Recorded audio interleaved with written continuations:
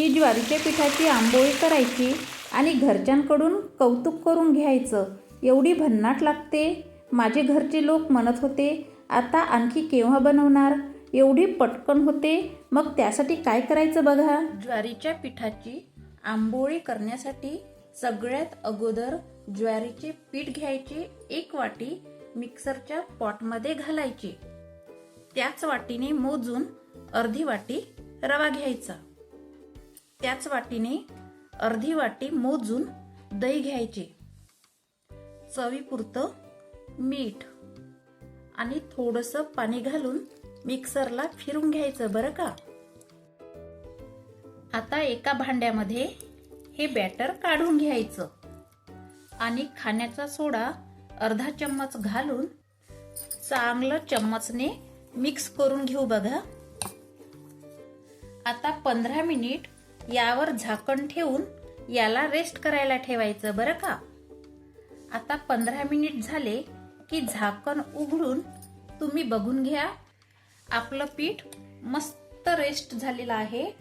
पीठ जास्त पातळही नाही ठेवायचं आणि घट्टही नाही ठेवायचं, मीडियम ठेवायचं. आता तावा मस्त गरम करायचा. गरम तव्यावर पाणी घालायचं आणि कॉटन कपड्यानं पुसून घ्यायचं आणि 1 चम्मच तव्यावर एकाच ठिकाणी घालायचं. आंबोळीला जाळी बघा किती मस्त आलेली आहे. आता पलटी करून घेऊया. यावर थोडेसे तेल सोडून दोन्ही साइडने भाजून घेऊया. आता ही आंबोळी आपण काढून घेऊया. याच पद्धतीने बाकीची आंबोळी करून घेऊया. तुम्हाला या आंबोळीवर तेल घालायचे असेल तर घाला, नाही घालायचे असेल तर नका घालू. तसा नॉनस्टिकच तावा आहे आणि डाएटवाली असाल तर तेलाची पण गरज नाही. हे जर तुम्ही करून खाल्ले ना, हेल्दी पण आहे आणि ज्वारीच्या पिठाचे असल्यामुळे पचायलाही हलके आहे, तसेच टेस्टी तर विचारूच नका. आता प्लेटमध्ये खाण्यासाठी आंबोळी घेऊया. याबरोबर खाण्यासाठी मी शेंगदाणे तिळाची चटणी केलेली आहे. ही चटणीची रेसिपी मी डिस्क्रिप्शन बॉक्समध्ये दिलेली आहे.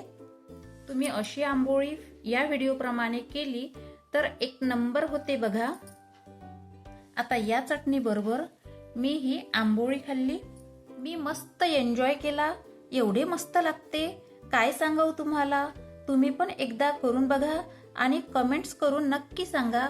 धन्यवाद.